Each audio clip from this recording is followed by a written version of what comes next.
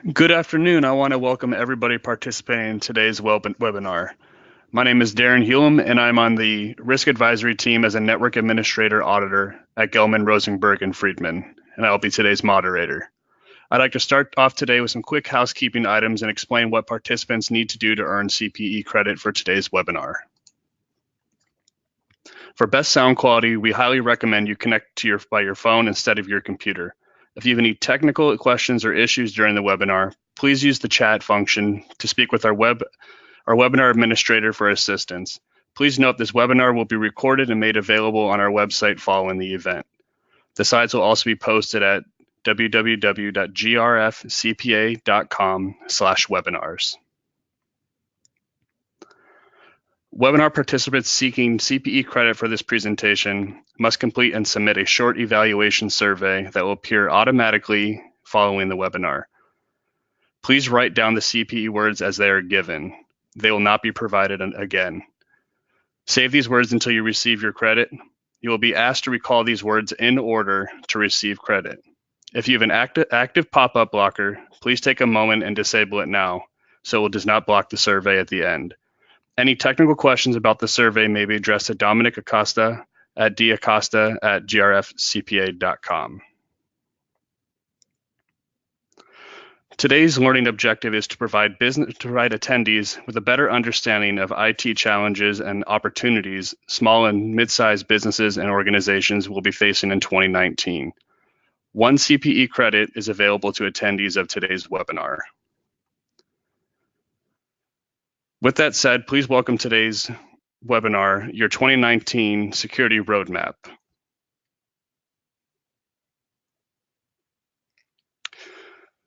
So we'll have three speakers today. The first one will be Ricardo Trujillo.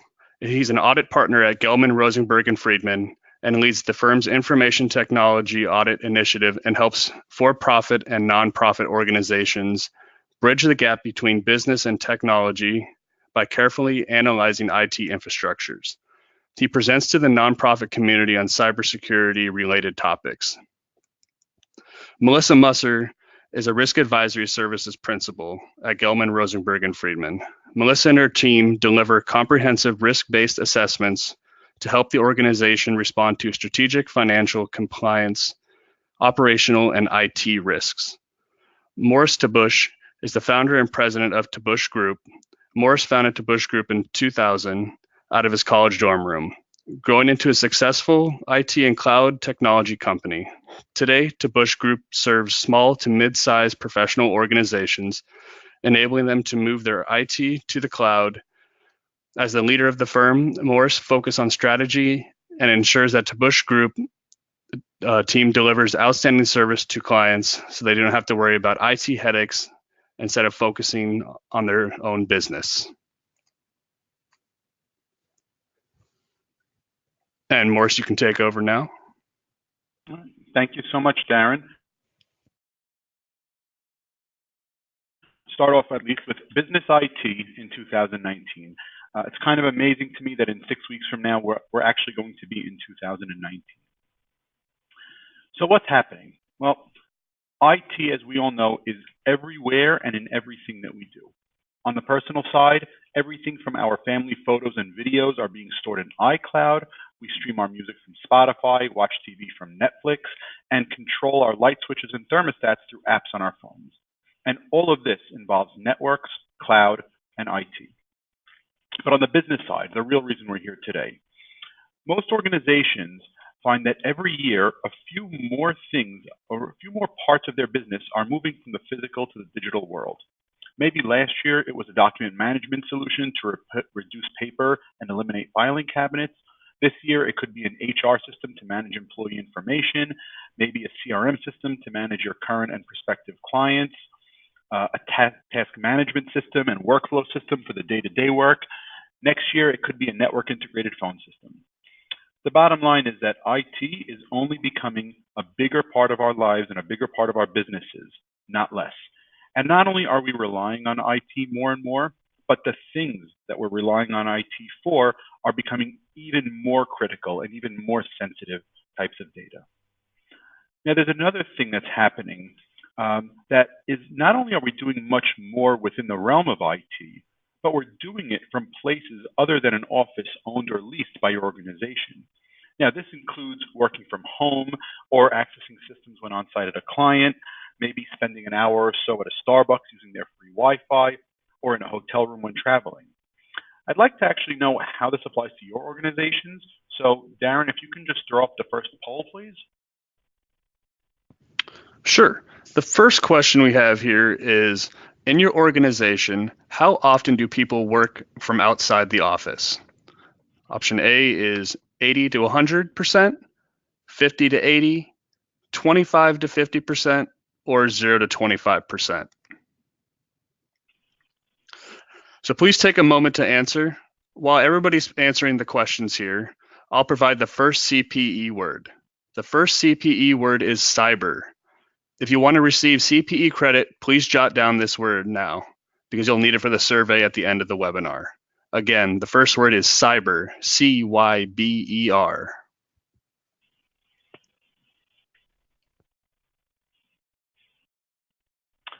Okay, so we have the results in. And it looks like, well, we have 40% in the 0 to 25 range, and that could be still somewhere in the 15 to 20. I wonder if anybody was actually a 0. But every organization has people doing some work from home, and a small percentage actually have most of the work, or a vast majority, being done.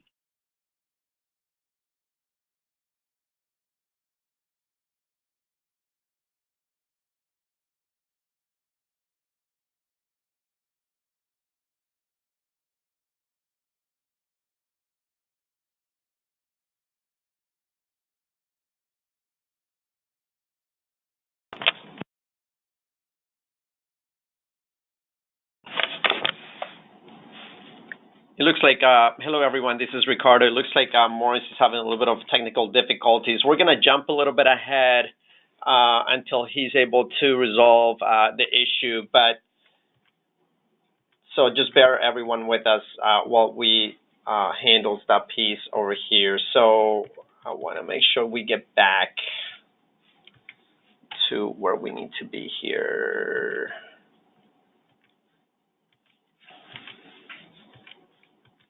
Let's jump a little bit onto the cyber risk landscape, and then Morris will jump back when he's able to. So again, I apologize everyone for this, but so this is a good example of how risk is increasing drastically within organizations, and it's not just nonprofits. Obviously, nonprofits are heavily impacted, but this shows the total complaints. This is a report that the FBI submitted or released earlier this year in 2018.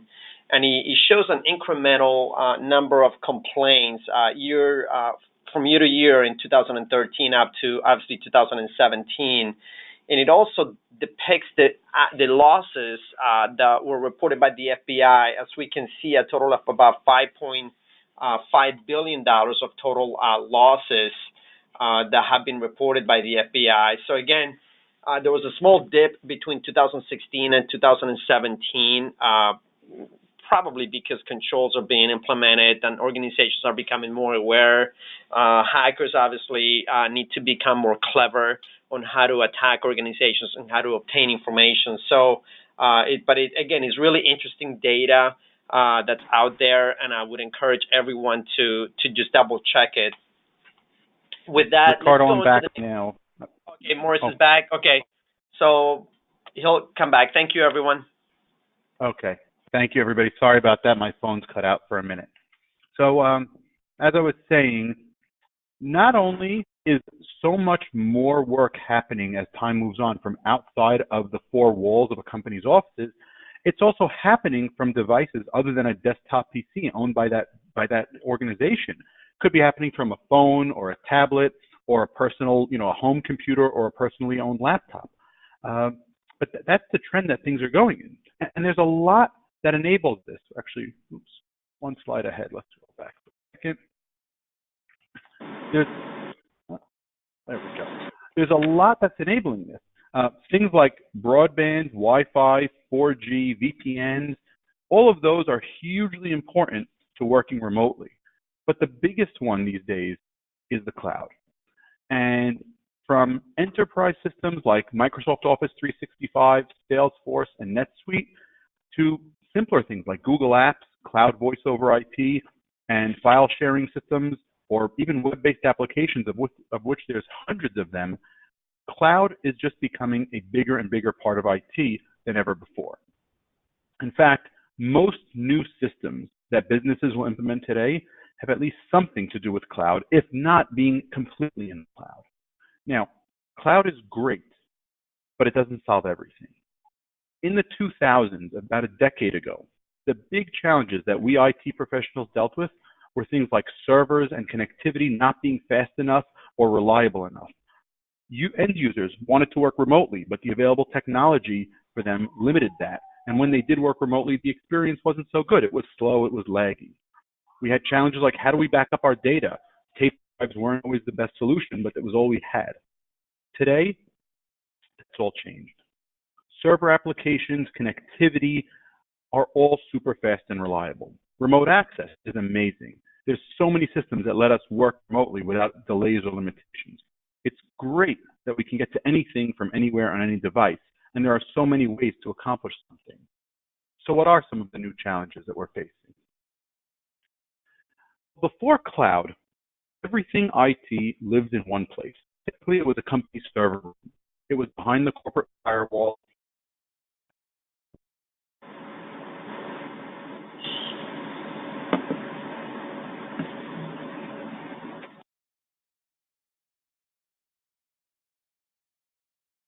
We give it who we want, we upgrade it, and we control it.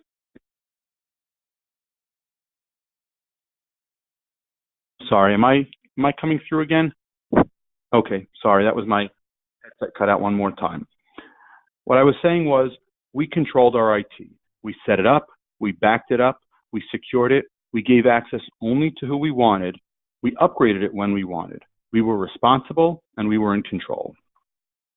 But cloud changes everything. First and foremost, cloud providers mainly care about sales and growing their businesses. And for that reason, they deliberately make everything so easy to do, so easy to sign up, and many cloud products you can set up on your own. And many employees are doing just that within their organizations. They're seeing a problem, going off on their own, getting their own subscriptions, their own applications, their own Dropbox accounts or CRM systems for their needs, just to get it working without going through the normal IT and control channels that they previously had to go through. And rather than having management organizations, dozens of different systems managed by random people, sometimes completely disconnected from each other, with no central point of responsibility for the integrity or security of this information. Some of these systems may not even be known to the IT department. As an example, just a few weeks ago, a client called us because they lost a mission-critical document that they've been working on for a month. I'm sure all of you have these. Little teeny Excel files that have massive amounts of data that are so critical to the business. It turns out this client had been doing that Excel spreadsheet in a SharePoint environment, which they had set up on their own. And most people in the company didn't even know about it. It wasn't within the regular corporate infrastructure or the regular cloud systems that the IT department was maintaining. And when something went wrong, they called IT, and IT didn't even know this system existed. Another big challenge with cloud talks about accessibility versus security. Now, historically, when everything was here in your office, we, the companies, controlled it. If we wanted to make it accessible from somewhere else, we had to open up security and set up systems, things like terminal server, Citrix, VPN. But every cloud platform is actually designed to be as accessible as possible. And not only accessible from anywhere, but on any device, web, phone, mobile apps, tablets, laptops, with nothing special to set up. And with cloud, if you want things like compliance and backups and specific access levels of security, you need to go in and put that in place. Now, this is great if you're an employee or an end user, because everything is so easy to access. You can get it whenever and wherever you want. But if you're the one responsible for your organization's security and compliance, it's a new challenge that you have to think about. And also, since there's so much more data now in IT, every business has so much more that used to be physical, which is now digital.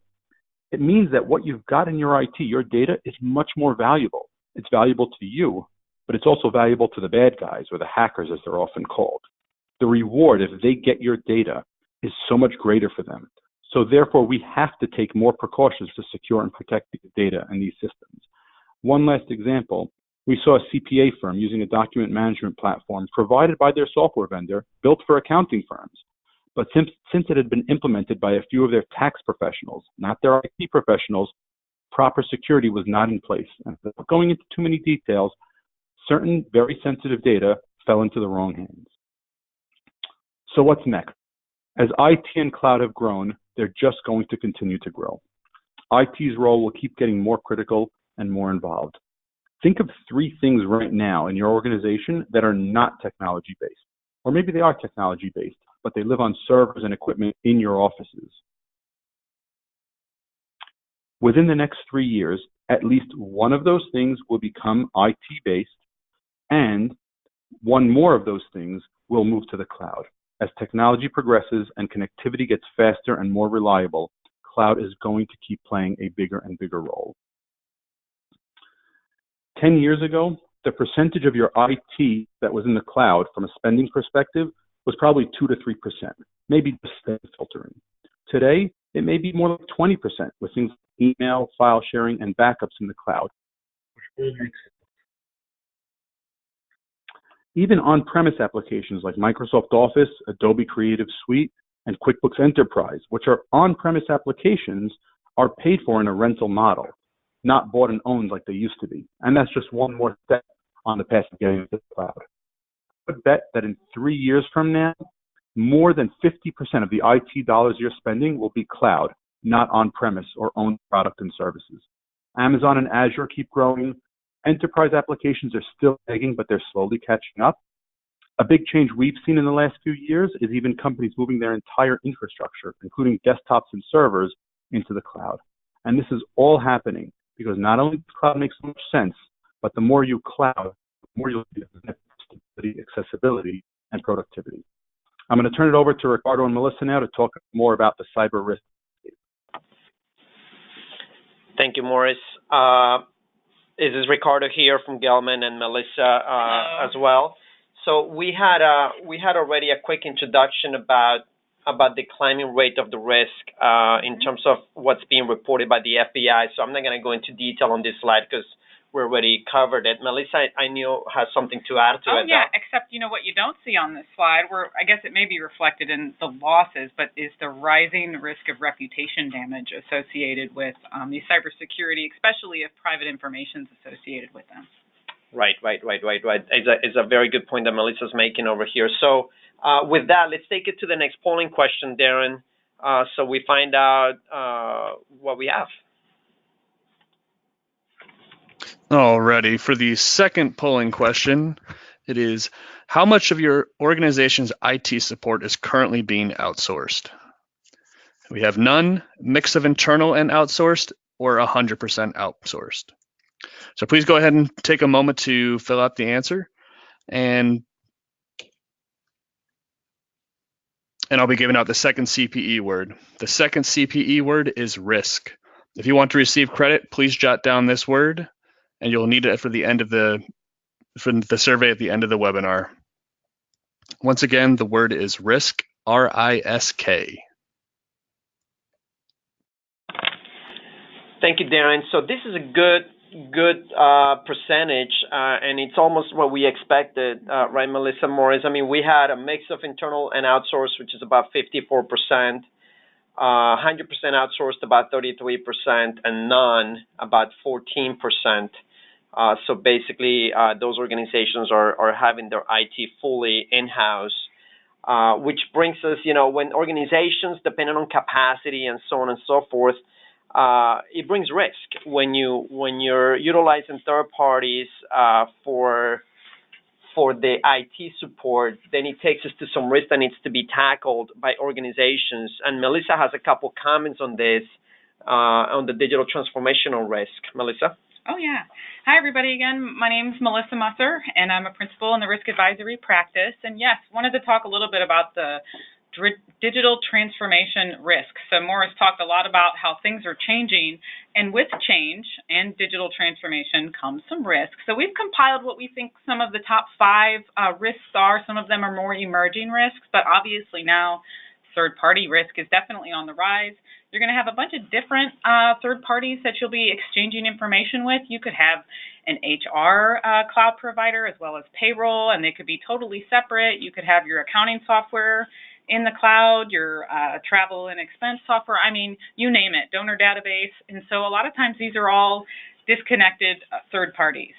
In addition to that, there's increasing privacy related risk that's on the rise. For example, Ricardo, you're going to go into some of the issues related to that, but with data privacy risks, a lot of organizations don't even realize what data they have, what third parties it's going to. So you're going to see a lot more like HR and marketing folks at the table. You got to bring them in because they have a lot of data that needs to be protected. And so, and we'll talk a little bit about how you can look to that and mitigate your risk in that area. So ethics and integrity are now making the top of the list, and that's got to go back to this data. Maybe the marketing department has some data on people, and maybe they sell it. Yeah. And what do you think your members or customers are going to think about that? And do they have the right to sell it? Well, there's an ethical question there. You think about the Facebook Cambridge Analytica scandal. They had access to data, and supposedly they did something with data they shouldn't have had access to. So there's an integrity. Did Facebook allow them to have access they shouldn't have, or did they do something they shouldn't have, or did they allow them to do it? You know, we may never know, but ethics and integrity is a big deal. Artificial intelligence, you've got some ethics and integrity issues there. That's for a totally separate webinar, but I bet in 5 to 10 years from now, you guys will be all over it because it will be totally integrated in our lives. But a lot of those modules within artificial intelligence can have built-in bias. So if you are looking to move that way, please be on the lookout for that. Operational resilience, that's actually a good thing, right? A lot of these cloud providers have redundant servers. So you're reducing your risk in a lot of ways. But what we're seeing oftentimes with these smaller organizations that don't have these connected ERP systems is, back to my previous example, you can have an HR cloud provider, you can have your payroll provider, and one of your modules, your cloud providers, makes an upgrade. And so all of a sudden, the data flowing from one software system to the other isn't communicating like it used to. And so now you have data integrity issues. Let's say, for example, you're trying to compile your financial statements, and all of a sudden it used to take us like 5 days to close the books, and now it's taking 15, and we don't know what it is. We think it's data entry issues. Well, the reality of it is probably you may have a synchronization issue between your systems, and now with organizations outsourcing their IT department, no one really owns that. No one understands what's going on. No one realizes that something changed within our map file. So be on the lookout for that. That is definitely a big emerging risk that people are missing. And then there's the Internet of Things. This is another crazy one. You know, we hear about that casino that got hacked through a fish tank. So I bet that fish tank wasn't on their network diagram at the time. So we need to rethink our network diagrams to the thermostats and our refrigerators and inventories. Yeah, and so one way to do that is to try to centralize your procurement. Think about it, and have one person that's reviewing those procurement contracts be on the lookout for this type of software so that they can be informed. So a lot of organizations don't centralize their procurement contracts, but that's one way to try to figure that out and try to get the ball moving in that direction, and as well as, third-party risk management. Where if anybody's connecting into your system, you want to do some kind of due diligence on that information. And organizations really ought to have a set streamline of policies where inventories of digital assets, and we say digital assets, but it's also physical assets, so software and printers and thermostats and, anything that's really connected to the internet in any way. Smart TVs, a lot of organizations ignore the fact that they have a smart TV in their large conference room, and that could be an entryway for a hacker to come into the network, even though sometimes you just don't think about it, right? So inventories is one of those things that organizations really got to go back and figure out, and then prioritize those inventories. Take the inventory and prioritize the list of assets and physical devices and software and applications that are listed in an inventory to find out what needs to become more of a higher priority because then patching needs to be done and firmware updates need to be applied and so on and so forth, right? Comment and most on what you're saying. Like I was saying before, cloud hasn't eliminated a lot of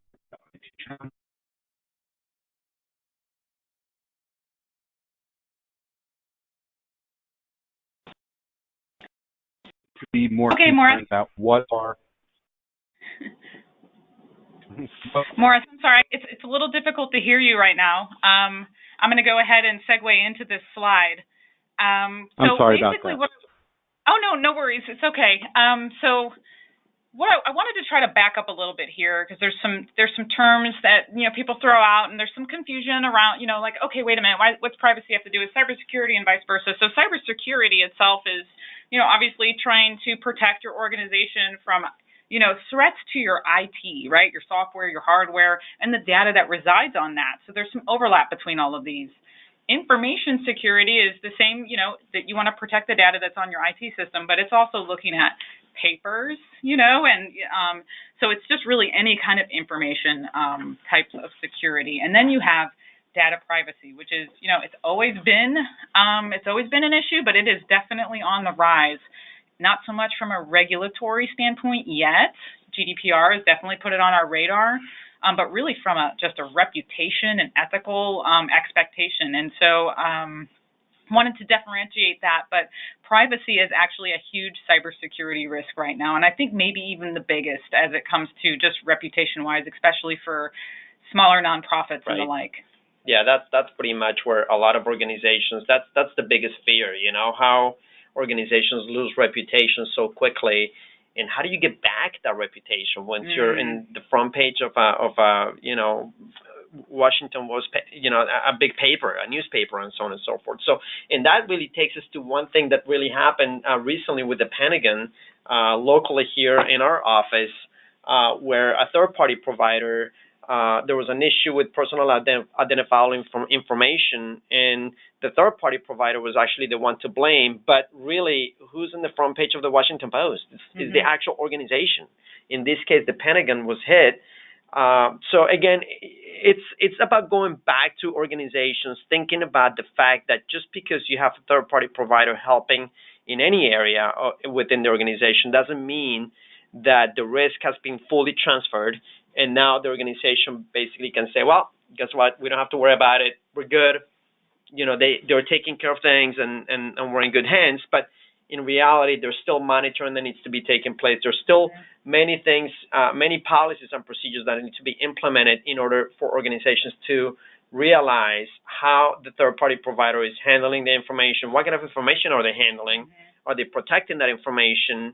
Running some risk assessments on those third parties, obviously, to figure out and find out whether those third parties are well positioned to protect the data that the organization is trusting them with, right? So that's something that's really, really critical and important. Absolutely, and we have another slide, so we'll talk a little bit more about that, because we do think that having third-party risk management program is so important. So Ricardo and I will circle back towards the end of our presentation here. So this slide here, talking a little bit about, okay, so now, I see that several of you guys, your organizations are outsourcing your IT department, or at least partially. And, so who really owns this information security, cybersecurity, privacy? So typically, larger organizations, you'll have a CISO, a Chief Information Security Officer, and they'll report into like the Chief Technology Officer, the Chief Information Officer, and that's been a traditional model you'll see in like big public companies, large companies. And so what we're seeing a shift happen now, where this CISO role is really elevating. They may now even be equal with the CTO or whatnot, and they may even report directly into the COO or the CEO, have a dotted line directly to the board. We're seeing now that they're having more non-technical backgrounds because they're really the liaison between IT and perhaps marketing or HR or accounting. So we're seeing, more MBAs start to take this role, and they're really starting to act more like coaches. Right. Which is really key, because you have organizations that have the IT providers helping them out, or even organizations that have the full in-house IT department.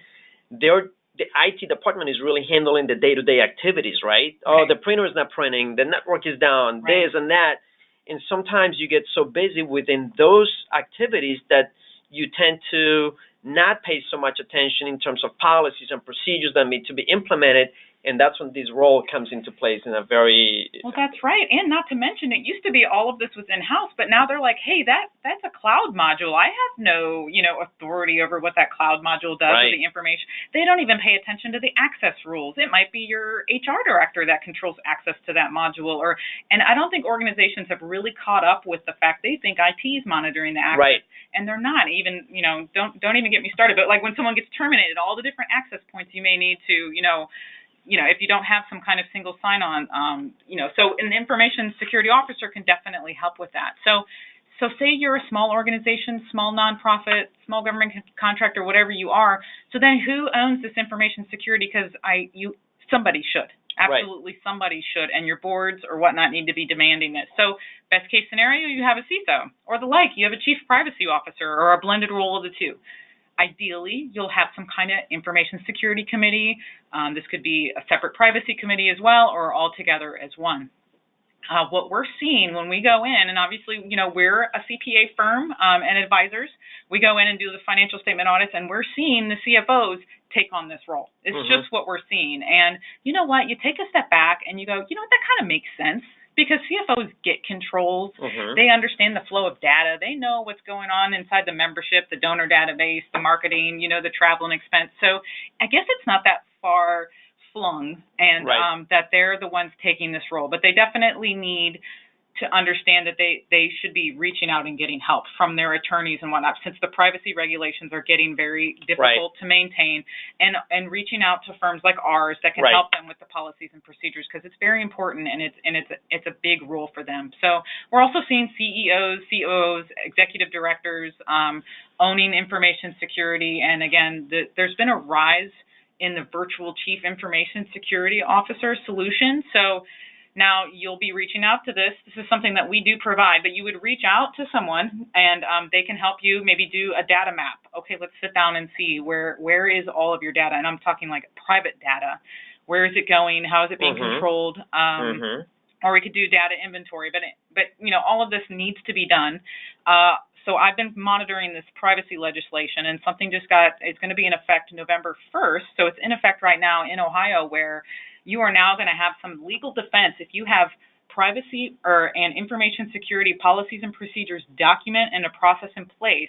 If you have a cyber incident, you can actually use that as a legal defense. Obviously, that's not going to be immunity in any way, but just guess what the problem is going to be if you don't have that. Exactly. And it's going to need to be updated annually. So we're going to see a lot of moving legislation in this area, but it's definitely something you need to be thinking about as far as getting documented. And just know, if you do outsource your chief information system officer, it's never fully outsourced. You always, even when your data goes to a third party, it's never fully outsourced. You own that information. Those people gave you the information. You're responsible for that information. And I know you talked about CFOs owning some of this information or owning some of these responsibilities. It's also important for those CFOs or internal upper level management that they happen to take those responsibilities, because there really isn't anybody else to take those responsibilities. Yeah. And it's not their IT department. They may think it is, but it's not necessarily. Or their outsourced IT department, because they may just be managing the cloud. It kind of depends. Right. I mean, fingers will start to be pointed, and then sometimes the situation becomes heavily technical. So that's when really these individuals need to reach out for some help. They need to really come out and say, well, this is really above what my understanding is in terms of IT and technology and so on and so forth, and that's totally fine. But it's important for those folks to reach out and get some help so that the organization is fully protected and it can move forward with its mission and objectives, right? Okay, this brings us to the next polling question. Alrighty, so this is going to be the last polling question. So the question is, has your organization had an independent cybersecurity assessment done recently? The options are yes, no, and I'm not sure, or I don't know. All right, so while you're answering this question, I'm going to go ahead and give out the last CPE word. This will be the final CPE word, and the word is information. Once again, the CPE word is information, INFORMATION.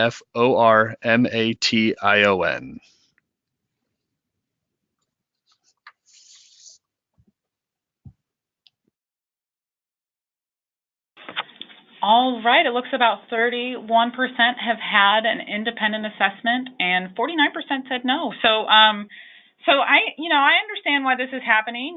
Probably more of you guys have had an independent audit because it's required, right? So there's not a lot of requirements at this time for independent cybersecurity assessments. But again, the word independent is key because, again, we like to talk about the example. Right. What if you went to your controller and said, hey, would you like an audit done? And they're going to say, well, no, we don't. But, how valuable is that? So it's real critical for you to consider in your organization to get an independent assessment, whether that's, doing vulnerability assessments. It could be just a review of your privacy or your information security policies and procedures. Right. Those can be pretty vast. There could be disaster recovery. There's a lot of different things that could be looked at. Right. And these independent risk assessments anyways, a lot of grantors and contributors are coming to organizations. In fact, we recently just had a client come to us to say, look, unless you really show us due diligence and what you're doing about your risk management, and obviously that includes cybersecurity and so forth, we're not going to give you more funding, or we're going to cut it, or we're going to decide what to do, because we want to make sure that you're handling our funds correctly and you're protecting the data the way you need to be protecting it. So we foresee that this is going to become more and more of a grantors or contributors' expectation, that organizations are going to be able to prove back to those folks the fact that they are doing their due diligence and they're doing what they need to be doing. And just as Melissa said, the internal IT department might say, well, we don't want you to do this risk assessment. We're good. We're running perfect. What's the issue? But in reality, sometimes you do these risk assessments and many things come out of them that you realize they should have been fixed a long time ago. And some of them are quick fixes that portray the organization to be in much better shape. Yeah, you don't know what you don't know. It always helps. Right. So then that takes us to the IT strategy for 2019. We'll cover some of these slides here. So again, assess, organizations need to go back and assess, as we were just repeatedly talking about, how can we update policies and procedures. Yeah, and even just to take a step back, we've been suggesting organizations look at their strategic plan, right? And if you have certain initiatives, you want to tie that to your IT strategy and also your budget for investment. So just always, I think it's important to always go back to your strategic plan and see how you can tie this together, because you may get more funding if you can, direct it in that way. So go ahead. Exactly. To be proactive. Nothing better than a contributor or a grantor coming in and saying, what are you doing? And we need you to do this. And then the organization says, well, guess what? We're already doing it. Here it is. Or if we don't do this, this will be a major risk when we can't fulfill our strategy because this event could happen. So Correct. So training, obviously training is a key piece of the puzzle. It's usually the weakest link within organizations. Employees need to be trained on an ongoing basis. There is security awareness training, phishing emails, and so on and so forth. There's a lot of organizations, and it's becoming more and more common that people are impersonating their CFOs and upper-level management in order for them to wire money or send payments to undisclosed individuals, and obviously then the money never comes back. So it's all about training. It's all about monitoring that training. What's the organization doing to make sure that employees are actually aware when emails come through, that they're not fully aware of a demand comes in and says you need to wire this money to XYZ, and they need to know what to do in those instances, and that's where the training really comes from, right? So it's really the proper controls that need to be. Organizations need to understand the threats. Again, back to the inventory listing. If organizations don't have an inventory list, then they don't know what applications need to be patched. Talking about automating these controls as much as possible, physical and software security, managing the vendor risk. I know we discussed that before. It's all the third-party provider list that we were talking with Melissa. And also, we decided just to put the CI Security org. It's a nonprofit website. It's a nonprofit organization, and you can go to the website and really obtain some good information in terms of great tools for control implementations that we think are useful for some of the smaller nonprofit organizations. Just a little bit more of a deep dive into third-party due diligence. I highly suggest you compile all your third parties, and you can tier them out. So tier one would be somebody that you rely heavily on, or they have a ton of your private information on there. And you're going to want to, one of the things we ask and suggest is that you get a financial projection. I think that's a really big one. You don't want to put all your eggs in one basket and have this cloud provider go out of business. You want to look at their insurance. But anyway, here's a little cheat sheet for you guys to look at. Right, which is really good. So insurance review, insurance is really key, and the financial projection. So what should organizations be doing to stop some of this hacking activity, right? I mean, there is only so much you can do. Hackers are becoming more clever. Organizations are trying to fight it as much as possible. But the minute you fight one strategy, then hackers are coming around with another one. So it's being as proactive as possible, focusing on Active Directory, involve the IT service provider as much as possible, whether it's in-house or outsourced. I mean, they need to be fully involved, and they need to be acting more of a proactive versus a reactive basis. I think I cannot stress that enough. It's important that the IT folks are heavily engaged and always act as if something is about to happen, right? Yeah. Not just wait until it happens. Well, and getting an independent cybersecurity assessment, the software has greatly improved. I mean, we can run an assessment on an organization and see if you have some websites out there that are trying to mimic your website. Right. And that's a way that a lot of these hackers are putting the emails through. So you'll be surprised what all you can get through these cyber assessments that can actually be pretty affordable. Exactly. Yeah, pretty affordable. And then also it details out things like the dark web, when usernames and passwords have been compromised through another organization because their website was hacked. Now, if there's a user that happens to use the same email and password for access to the organization's network, well, guess what? Now that information is compromised, and so many people nobody use knows the same password across the board. I mean, I agree. That tends to happen all the time. So it's about implementing an incident handling program as well. I know this is more for an internal kind of organization where they need to really, this is from the NIST framework, and they need to really identify, protect, detect, and respond and recover from a particular breach. So it's really important that at least organizations take a look at this, and whether it's in-house or outsourced, what are the IT, if it's outsourced, reach out to them and find out, okay, what are we doing about this? Do we have an incident handling program? If something is to happen, how are we going to get back on our feet? How long is it going to take us? A lot of questions need to be asked, right, Melissa? Absolutely. And what you will need for sure is like if your data if you have a data incident, so which would be, private data, which could be a paper incident. So what we suggest is to have something so it'll be a data response, a data incident plan where it has your attorney that you need to call. It has your cybersecurity policy. It has all the media that you need to contact. So because you basically have 72 hours to respond to a data breach incident. Yeah, there's some good stuff over here. But that takes us to Morris, because I know he's got some great information about, the cloud and some of the strategies from his end. So Morris, we'll turn it over to you. All right. Thank you, Ricardo and Melissa. Hope my phone is coming through okay. So talking about what can and should go in the cloud. Now, for some of you, I know there are some IT professionals on the phone. Some of you, this stuff may be elementary, but I'm speaking about it because it's amazing how many organizations I come across, and they could be in law, accounting, financial services, non-for-profits, all sorts of businesses, all sorts of sizes, who are still doing so much of their IT on-premise simply because that's the way they've always done it. Now, listen, I'm a conservative guy myself. I eat the same thing for breakfast every day. I've carried the same briefcase for 10 years. I like to keep things the same. But IT is one thing that you always need to be looking at. You could never just say we're going to stay the same, because your competitors are always looking at things. And I used to ask many years ago, how much cloud are people using? Some, a little, a lot, none.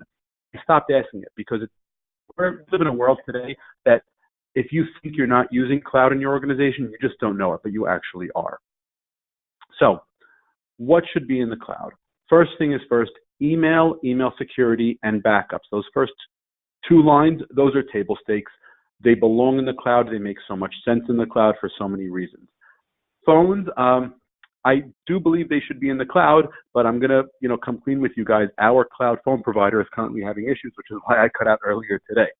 But once again, when VoIP systems, for the most part, they are very reliable in the cloud. Applications, so depending on the application, the functionality that you need and the performance, there are more and more line of business applications, including ERP and financial systems going into the cloud these days. But like I said earlier, a lot of the enterprise level and financial systems are still lagging behind. And the last thing on this list, and this is definitely, towards the bottom of the list, but it's making a lot more sense these days for entire infrastructures, including desktops and servers, to live in the cloud. Now, if you are going to go more in the cloud, I like to say the more you go cloud, be sure to, and this is stuff that applies anywhere, but so much more so in the cloud world. First and foremost, look at the problem, look at your needs before you start looking at solutions. Every cloud provider I've met with has a great sales pitch, but too often we see companies buying products that they didn't actually need just because they looked great. And when you're looking at the problem before the solution, engage a professional. Engage a professional to help you find the right solution and to help you implement it. Don't take a do-it-yourself approach. Next thing is your connectivity and your network infrastructure. The more you have in the cloud, the more crucial your connection to the cloud is. And that doesn't just mean having a fast internet connection. It means having the right type. There are many different types of connections. It's not just about megabits. There's different formats. There's different media.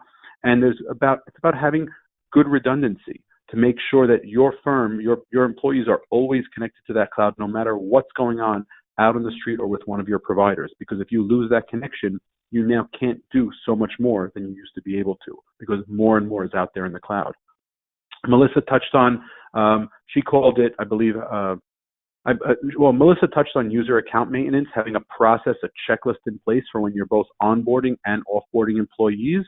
The more cloud systems you have, the more places there are that you need to disable or configure your users when they're setting up and being let go. One thing that I definitely recommend from a security standpoint is two-factor authentication and single sign-on. Those things help tremendously in keeping your data secure and keeping your employees only seeing what they should be seeing. With all of your cloud providers, have clear contracts about your responsibility, their responsibility, who owns the data, what the exit strategy is if you have to leave. And of course, vet these providers beforehand. Make sure they're stable and profitable businesses, because forgetting everything else, if one of your cloud providers is being funded by, venture capital, and all of a sudden that funding runs out, you've got a whole new set of problems to deal with. Best practices in safe computing training are always important. Again, the biggest things that are being hacked these days are not computers or networks, but they're people. Your people need training. They need to know how to be safe with these machines that they're sitting in front of all day long. And last but not least, BYOD. It stands for Bring Your Own Device. Most organizations now have employees accessing systems and data from their own phones, their own tablets, their own laptops. Make sure you have very good policies about what can and can't be done from those devices. This is especially important if people work from home using a VPN.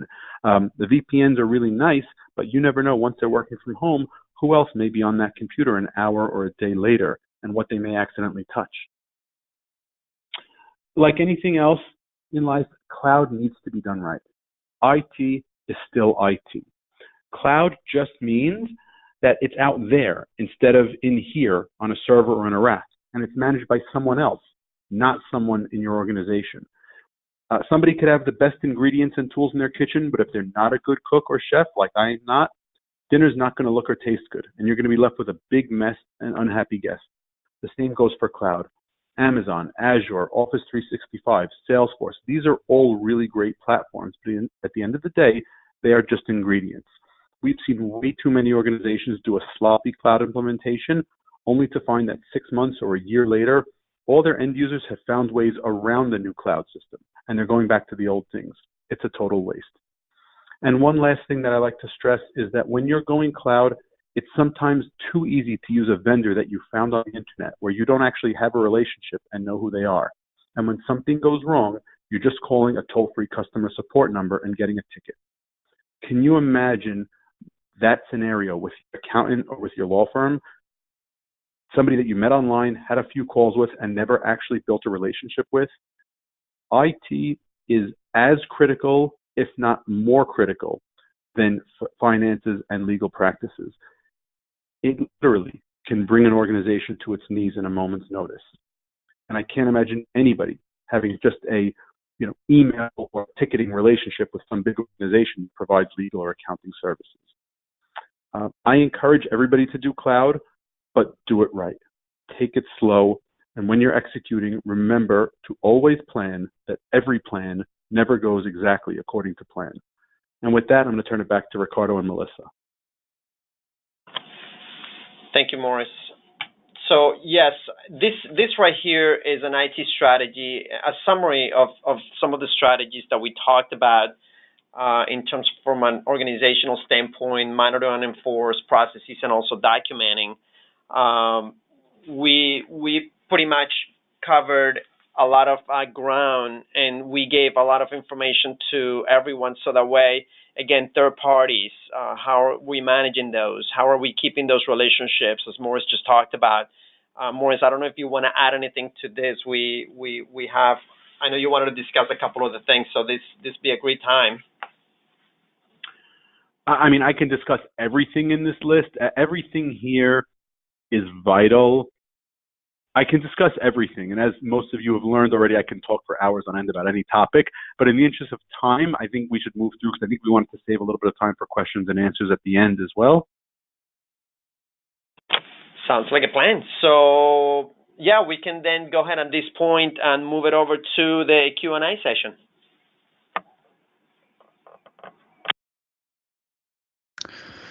All righty, so before we wrap up today, we want to answer a few questions that were submitted online by participants. So I guess the first one would be directed towards you, Morris. You mentioned moving entire desktops to the cloud. Our office tried Citrix a few years ago, and we experienced lots of issues. Is this what you're referring to?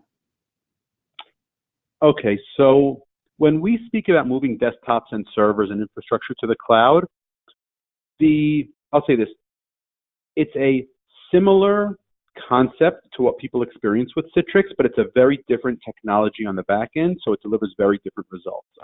We've been dealing with things like Citrix for almost 20 years now, and we're very familiar with the typical complaints, such as the applications crash, the servers are slow, or they have to reboot a server midday, and whoever's using this particular Citrix box needs to get off for 15 minutes while it reboots. We're very familiar with that. Without going into detail, the way that we recommend desktops and servers be moved to the cloud, actually the way that we do it ourselves, is very, very different from Citrix. At the end of the day, you're just decoupling your desktop from the hardware on your desk, but it looks, feels, and performs just like a real computer, but with the benefits of the cloud. All righty, well, thank you. All right, Ricardo, here's one for you. What are the different types of independent IT assessments that can be done? Thank you, Darren. For sure, yeah, this is a really interesting question, and we would hope that there's obviously internal assessments that can be done, as well as external, meaning there's independent and also the ones that are done currently within the organization, which we hope those two to be conducted on an ongoing basis, the ones that are internal, those assessments, and also the independent, it's a good idea to at least run those on an annual basis or more frequently if possible. But there is the high-level assessments, where organizations or independent organizations come in and take a look at the outside, just the devices and applications that are just sort of like talking to the outside of the organization, the external IP addresses, if you will, and then he comes in and he does a good scan of all of those to see where there could be some vulnerabilities. It also looks at any servers that are connected, external IP addresses for servers, to see if anything is compromised, if patches are done on a regular basis. And again, this is information that's really available to pretty much anyone out in the public. They can just basically go to many different websites and run a particular organization's domain name and be able to find out exactly the status of that particular organization. And depending on the answers that come back from that assessment, they might become a high target for that particular hacker. So again, there was high level. There was also PCI, personal credit card information assessments. And again, any organization that really handles any kind of credit card information really needs to think about becoming PCI compliant, because that's another type of assessment. And again, that'll help a lot the organization in implementing some policies and procedures. There's vulnerability scans, there's penetration tests. So you can go as deep as the organization wants, but it also depends on the budget, because penetration tests and vulnerability scans tend to be really highly expensive. And I'm sure Morris can say some more about the cost of some of those, because I'm thinking he obviously does some of that. We do. I mean, the costs are kind of all over the map, really depending on the organization and the specific needs. And I know there's a few other questions that came in as well. I don't know if you want to stay on this, or do you want to move on to some of the others? Sure. Well, all right, so here's another question for you, Morris. For a small organization, when is it appropriate to have on-site server or backups? So I'm going to answer the backups first.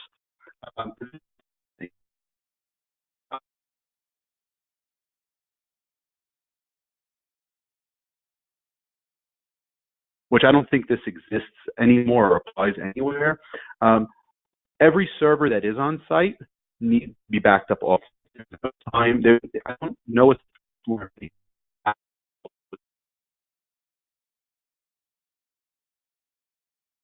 looks like Morris is looks like he's having a little trouble with his microphone or his phone again. So let's give another question. Melissa. Am I here now, or am I having issues still?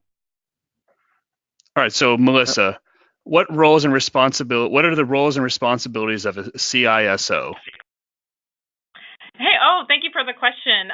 You know what, the roles and responsibilities can vary based on your organization's context, and I think that's very important. That's the same way with just any kind of risk management. So depending on your organization and its risk profile, your CISO or your outsourced CISO or your, whoever's taking on the information security role needs to first, make sure they understand what data do they hold, and maybe it's not private data, but maybe the crown jewels, and understand where they are. They could be in Excel, they could be inside your information systems, they could be in, paper inside a fireproof, drawer or something like that. So, and based on that information, that chief information security officer needs to develop policies and procedures and make sure everyone's informed.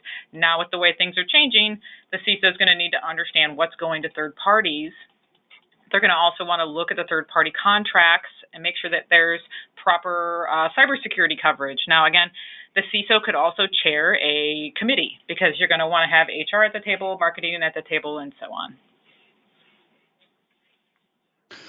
All right, Morris, do you want to go ahead and give that another shot for a quick answer? I'll give it another shot. So servers should never be backed up on site. They should always be backed up off site.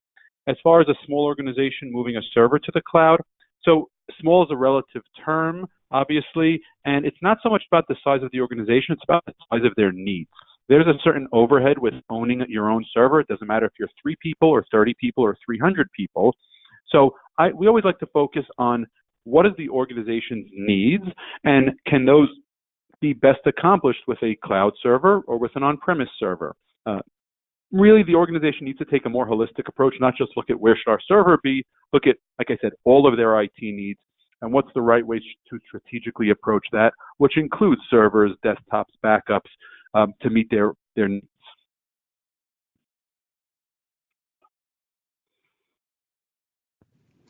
All righty. All right, so with that, we want to thank GRF and Tabush Group want to thank everybody for attending today's webinar. We encourage you to always check our website for upcoming events and updates at www.grfcpa.com/resources/events. And if you have any additional questions after today's webinar, please reach out to us, or our contact information appears below. So I'll give you guys a little bit of time if you want to write it down or take a screenshot.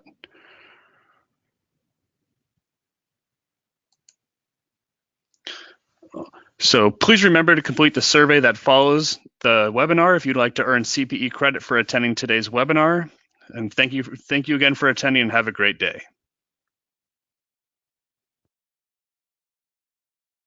Thank you, everybody.